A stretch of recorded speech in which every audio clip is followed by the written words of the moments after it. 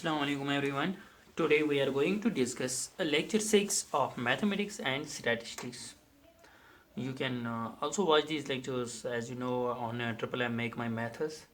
तो आज मैं पहले कुछ बताना चाहता हूँ कि जो भी इंटरेस्टेड कैंडिडेट्स हैं एस्पिरेंट्स हैं इस कोर्स में मैं जो मैथमेटिक्स और स्टैटिस्टिक्स पढ़ाता हूँ अकाउंट असिस्टेंट का उनको मैं बताना चाहता हूँ कि आप दोनों दोनों लेक्चर अटेंड करो ताकि आपको बहुत सारे एग्जाम्पल्स करने को मिलेंगे।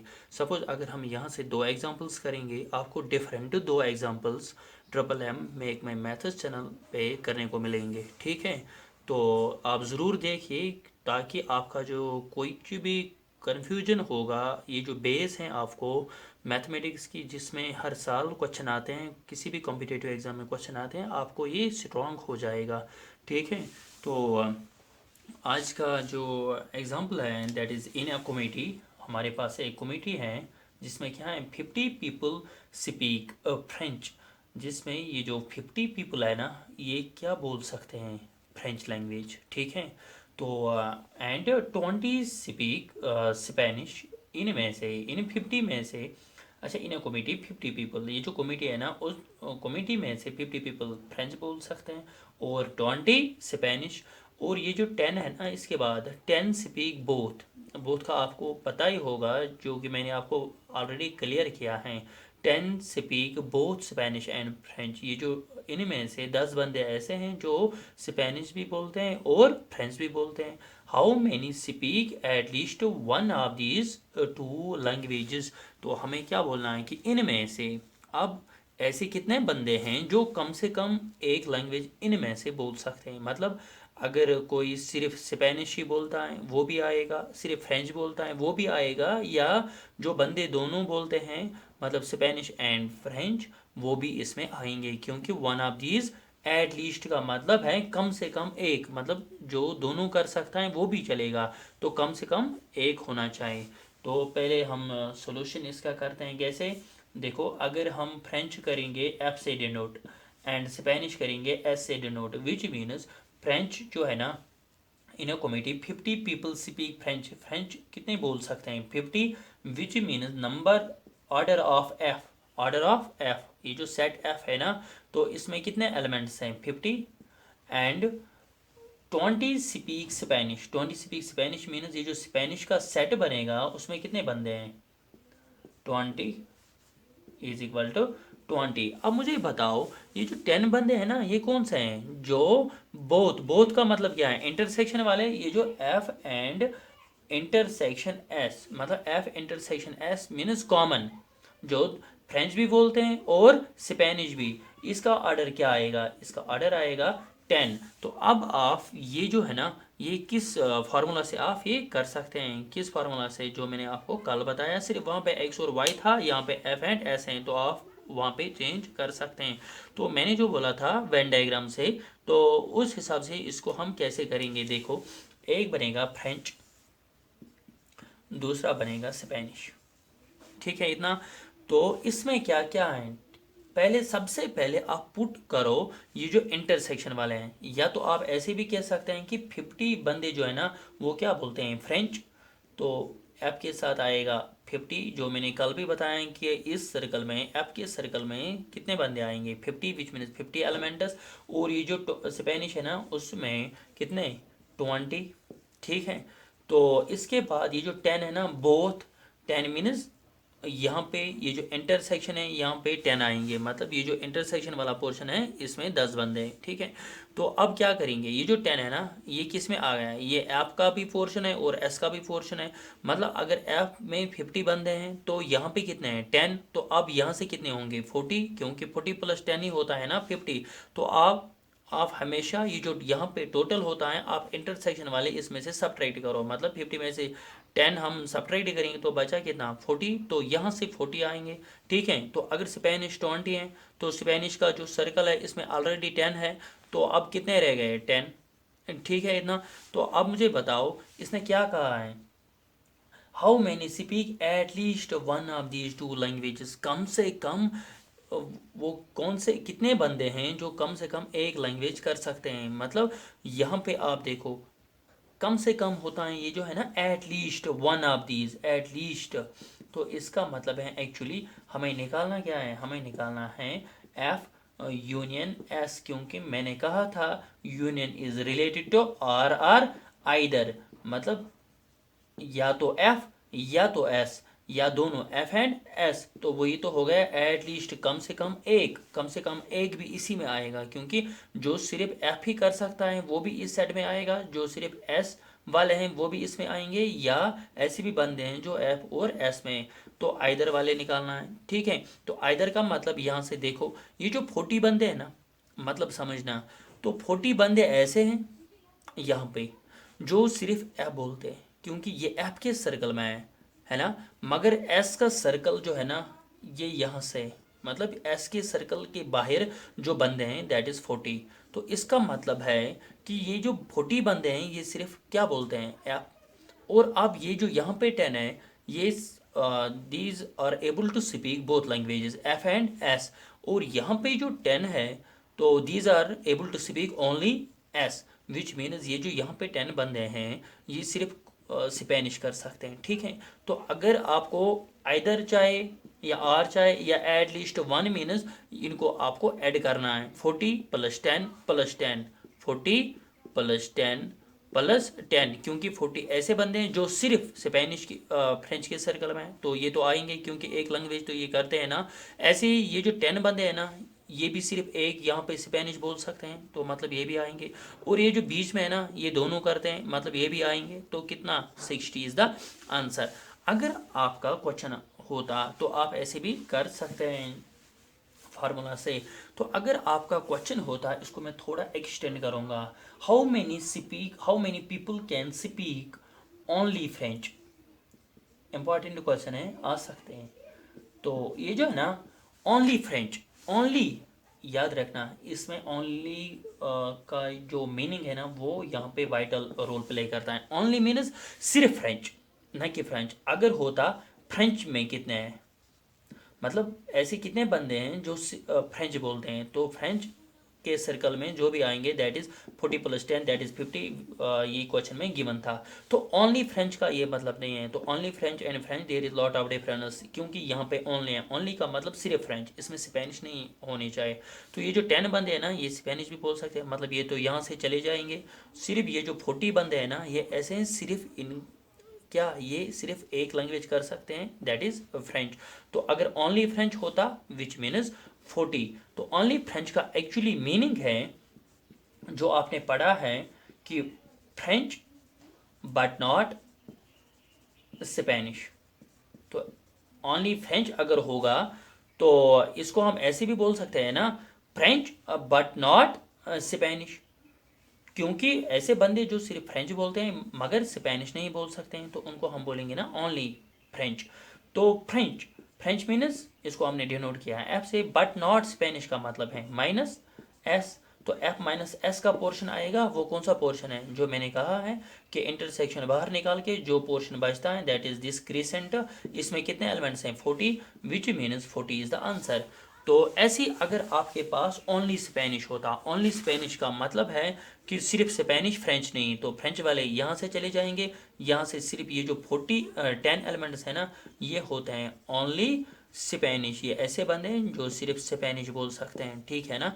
तो इसका मतलब ओनली स्पेनिश का मतलब है कि Spanish but not French, that is S minus F, ये यहाँ से आते हैं, ठीक है। तो हो गया आपका ये जो एग्जाम्पल थी, इंपॉर्टेंट एग्जाम्पल हैं, ऐसे क्वेश्चंस आ सकते हैं एग्जाम में, तो ठीक है अच्छे से देखो।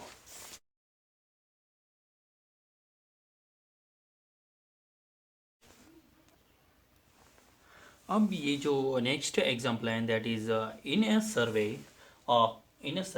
21 पीपल लाइक प्रोडक्ट ए। एक सर्वे में ये पाया गया है कि 21 बंदे ऐसे हैं पीपल लाइक प्रोडक्ट ए, जो लाइक करते हैं product A, 26 like product B, 29 like product C, ठीक है। अब कितने इसमें कितने sets, A B and C, मतलब 3 sets. If 14 people liked product A and B, 12 people liked product C and A, 14 people liked product B and C, and 8 liked all the 3 products, find how many liked a product C only. Only है ना, only का मतलब है कि सी का portion without these intersections. देखो इसको हम कैसे करेंगे, पहले क्या है, 3 सेट्स, ये है ना 3 सेट्स। तो एक का नाम हम रखेंगे ए, दूसरे का नाम हम रखेंगे B, and the third one is C. देखो इसको कैसे करेंगे, अगर आप इसको फार्मूला से करोगे तो ये लंबी कहानी है, इसको तकरीबन 5-6 मिनट लगेंगे करने के लिए। तो वेन डायग्राम से ये बहुत इजी है, क्योंकि 21 पीपल लाइक प्रोडक्ट ए में जो है ना दैट इज 21। मैंने कहा था इसको पहले यहाँ पे नहीं डालो, क्योंकि हमें ये पता नहीं है कि इस इंटरसेक्शन में कितने हैं, इस इंटरसेक्शन में। अब यहाँ पे जो इंटरसेक्शन है ना वो बहुत सारे हैं, क्योंकि ये भी इंटरसेक्शन है और यहाँ से भी इंटरसेक्शन है, यहाँ से भी इंटरसेक्शन है। मतलब हम डायरेक्ट यहाँ पे नहीं लिख सकते हैं, इसलिए हमने याद रखने के लिए ये यहाँ पे ऊपर लिखा, ताकि हमें याद रहेगा कि ए में 21 एलिमेंट्स हैं। ए मीनस टोटल करके ए के सर्कल में 21 होने चाहिए। 26 लाइक्ड प्रोडक्ट बी, देखो बी में जो आनी चाहिए that is 26, and 29 liked product C, 29 liked product C, ठीक है।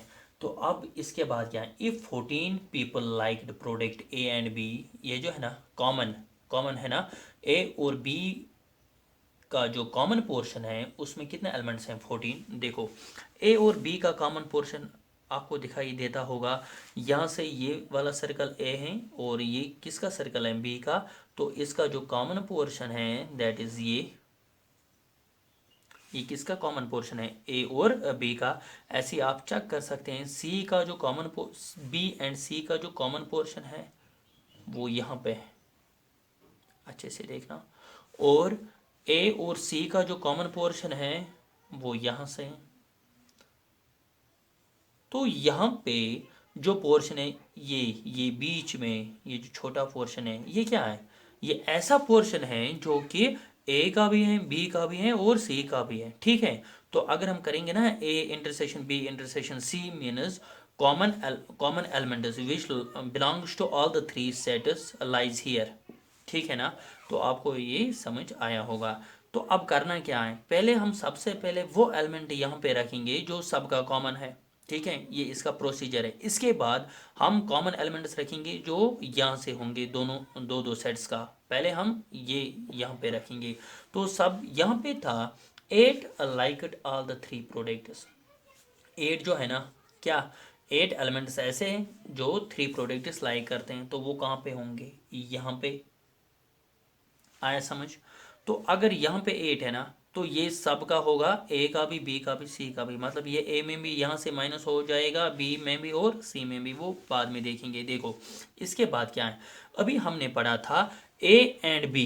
तो 14 people liked product A and B. तो ए और बी का जो कॉमन पोर्शन होगा उसमें कितने एलिमेंट्स हैं, 14, टोटल करके 14 एलिमेंट्स आते हैं। तो ए और बी का कॉमन पोर्शन क्या है, ये यहाँ से देखो, ये ना ए एंड बी का कॉमन पोर्शन देखा आपने, यहाँ से देखो, ठीक है ना इतना। तो अगर इसमें 14 एलिमेंट्स आने चाहिए, ये जो 8 है ना ये ऑलरेडी इसमें है, तो अब कितने आने चाहिए, 6।